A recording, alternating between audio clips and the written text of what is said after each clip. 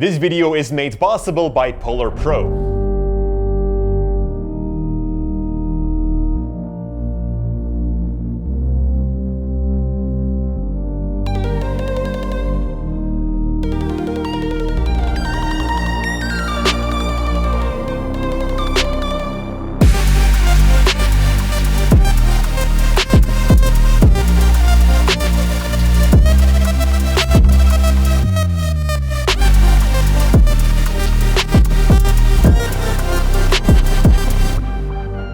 We all want to shoot cinematic videos, but what is cinematic and how do you get a cinematic shot? Well, it are different kinds of ingredients, and one of them is depth, and that is what I'd like to focus on in this video. Creating depth is the basis for getting a cinematic look, and it is quite easy to understand. Depth means separating your subject from the background and to create layers. You can kind of see this as a diorama where you place different elements in a 3D space in a shoebox. When shooting video, you get a two-dimensional flat clip, so that's why we need to create the illusion of depth. And one simple trick to do that is by finding a foreground object, such as a branch. Moving the camera slightly creates a parallax, and thus the viewer experiences more depth in the shot. By opening the aperture of your lens, you get a more shallow depth of field, and you have your foreground and background more out of focus. This again creates depth. The downside of that is that you let in a lot of light, so that's where the famous ND or neutral density filter comes in, which are essentially sunglasses for your camera. Now, we've been using the Polar Pro filters now for a while. They simply screw onto your lens. But recently Polar Pro came out with a new product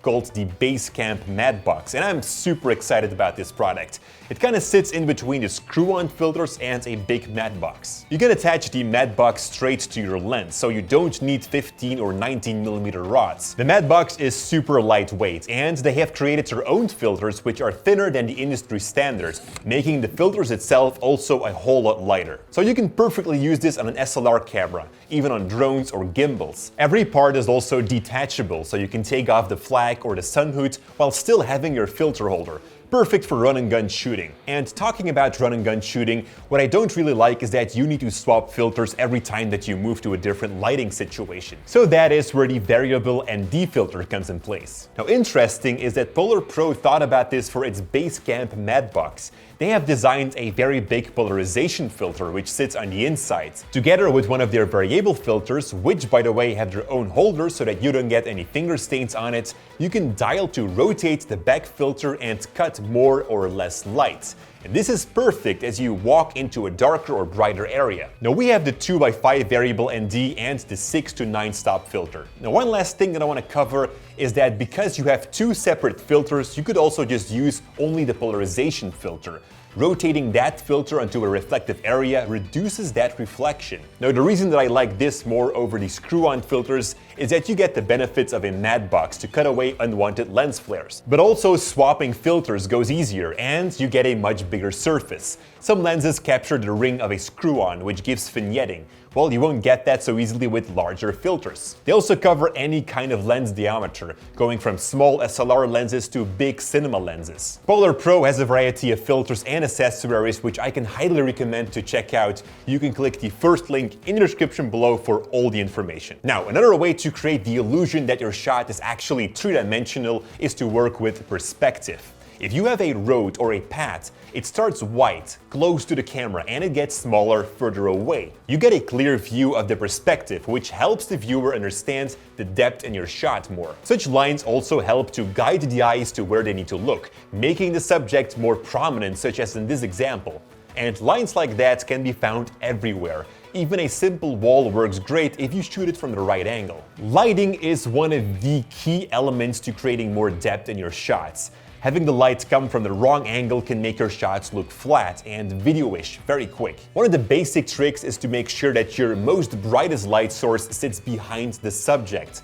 So when drawing an invisible line through your subject parallel with the camera, you have this area right here where that light source can be in. Backlight creates a highlight on your subject, which separates the talent from the background. We actually have an in-depth course about these fundamental lighting techniques on Skillshare. I leave a link to it as well in the description below. Now, having that light in the back could create lens flare. Sometimes you like that, other times you don't. And here's where the benefit of that matte box comes in place again, as you can simply cut off the light using the top flag. A DIY trick is to use something called black wrap or cinefoil, which you can wrap around the lens. Another important factor is backgrounds. Try to add a difference in brightness and color between your background and subject.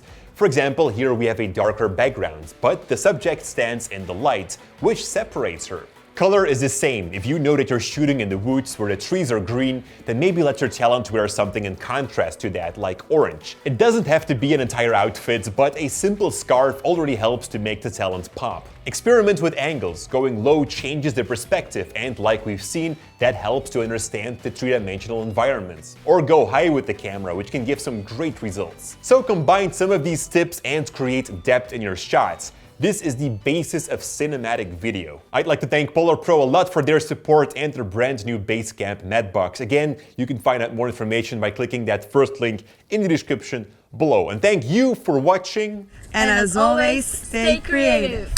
Yeah. Sorry. And as always, stay creative.